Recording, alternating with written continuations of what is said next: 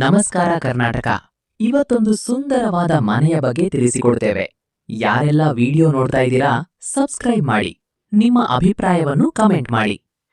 ನಮ್ಮ ಕಣ್ಣೆದುರು ಕಾಣುತ್ತಿರುವ ಈ ಮನೆ ಮಲೆನಾಡಿನ ಪ್ರಕೃತಿಯ ಮಡಿಲಲ್ಲಿ ನೆಲೆಸಿರುವ ಒಂದು ಸುಂದರ ಸ್ವರ್ಗದಂತಿದೆ. ಸುತ್ತಲೂ ತೆಂಗಿನ ಮರಗಳು, ದಟ್ಟವಾದ ಹಸಿರು ಗಿಡಗಳು, ಮಳೆಯ ತೇವದಿಂದ ಹೊಳೆಯುವ ನೆಲ ಮತ್ತು ತಂಪಾದ ಗಾಳಿ ಈ ಮನೆಯ ಸೌಂದರ್ಯವನ್ನು ಮತ್ತಷ್ಟು ಹೆಚ್ಚಿಸುತ್ತವೆ.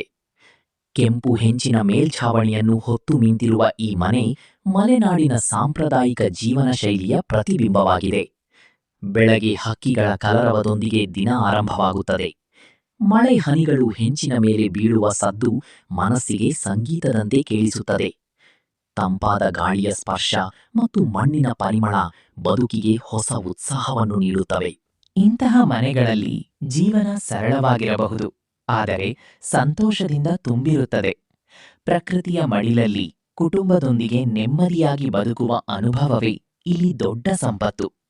ನಗರಗಳ ಗದ್ದಲ, ವಾಹನಗಳ ಶಬ್ದ ಮತ್ತು ಮಾಲಿನ್ಯದಿಂದ ದೂರವಾಗಿ ಇಲ್ಲಿ ಪ್ರತಿಯೊಂದು ಕ್ಷಣವೂ ಶಾಂತಿ ಮತ್ತು ನೆಮ್ಮದಿಯನ್ನು ನೀಡುತ್ತದೆ. ಮಲೆನಾಡಿನ ಈ ಮನೆ ಕೇವಲ ಇಟ್ಟಿಗೆ ಮತ್ತು ಸಿಮೆಂಟಿನಿಂದ ಕಟ್ಟಿದ ಕಟ್ಟಡವಲ್ಲ. ಇದು ಪ್ರಕೃತಿಯೊಂದಿಗೆ ಬೆರೆತು ಬದುಕುವ ಸಂಸ್ಕೃತಿ, ಪರಂಪರೆ ಮತ್ತು ಪರಿಸರದ ಮೇಲಿನ ಪ್ರೀತಿಯ ಸಂಕೇತವಾಗಿದೆ.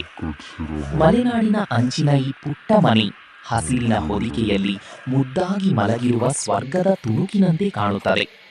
ಇಲ್ಲಿ ಕಳೆದ ಪ್ರತಿಯೊಂದು ಕ್ಷಣವೂ ಜೀವನ ಪೂರ್ತಿ ನೆನಪಿನಲ್ಲಿ ಉಳಿಯುವ ಅಮೂಲ್ಯ ಅನುಭವವಾಗುತ್ತದೆ.